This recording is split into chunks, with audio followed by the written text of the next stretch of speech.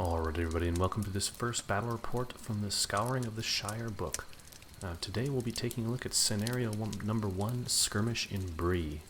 You can see we have a little map here with a couple of buildings there, as well as some Hobbit militia, some Bree villagers, as well as a selection of ruffians and Bill Fernie himself. So the participants are 8 Bree villagers, 4 Hobbit militia, Bill Fernie, 4 ruffians, 2 with whip, and then 3 additional ones with bow. So the objectives are pretty simple. The evil player wins if they can reduce the good force down to 25%, and the good player wins if Bill Fernie is slain. The only additional objective is Bill Fernie himself has to kill an additional 2 villagers or hobbits before the end of the game, or it is considered a draw. So deployment's already set up here. As you can see, we've got the Bree villagers and hobbits deployed at the end of Bree here. The hobbits are sort of perched on top of the stairwell with the Bree villagers protecting them. And then on the other side, we have got the ruffians deployed on the eastern board edge, sort of straddling this house here. Bill Fernie is on the right-hand side here. And they pretty much are just going to run in and see how it goes. So with that being said, let's head into... Alright, so let's jump into priority, and the yellow dice will be for the good player with the red for the evil. Quick roll-off here, and we'll see who goes first. Looks like good is going first, so let's move into movement phase. So during the movement phase, the ruffians have decided to move forward with the exception of 3 archers. Bill Fernie is being screened by a few of his large thugs. The Bree villagers and Hobbit militia have formed a defensive line with the hobbits in the rear. Because they all moved, there'll be no stone throwing this round. And in the shooting phase, the ruffians did absolutely nothing with some pretty terrible rolls. They were shooting that first line there, but they just couldn't make it happen.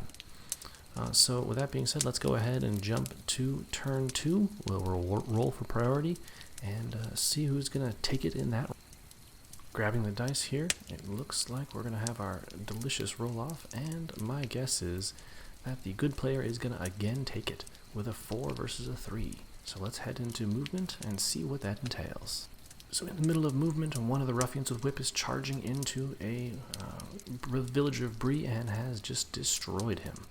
So now that ruffian is going to charge into that poor hobbit behind them near the haystack, and we'll see what else happens. But that hobbit is not looking like he's about to have a very good day. So you can see from the other parts of the movement that the Bree villagers have surrounded the majority of those ruffians down there. Bill Fernie himself is going to duke it out one-on-one with another Bree villager. And let's go ahead and see from the overall perspective here. It looks like the ruffians are going to have a bad day. These archers don't really have a good line of sight on anything. However, they're going to go for it anyway, even though there might be an in-the-way test for that one ruffian. But based on their abysmal rolls, not much is going to happen here. The second one is going to try another pot shot right there. Looks like both of them are actually going to have to go through that one ruffian. So let's go ahead and roll these 2 dice, and we are looking for 5s, I believe. So we got 1 hit. Let's see if it hits the ruffian. And it's a cocked dice, so let's roll again. Oh, and there we go, a number 2, so not too bad. And ooh, it does not wound the ruffian, so he lives to fight another day. So let's go ahead and jump into the next phase where we bash it out in hand-to-hand combat. Alright, at the end of the combat phase, you can see that the ruffians have had a very bad day. Those Bree villagers have taken out quite a few of them. Bill Fernie, though, has hit back. And we're just rolling off the last few things here in priority. It looks like the evil the evil people get it this turn. But in general, it was a bloody turn. And now in movement, I think that the ruffians are going to have to engage all they can. Again, their goal is to kill until the good force have 25% or less of their starting numbers.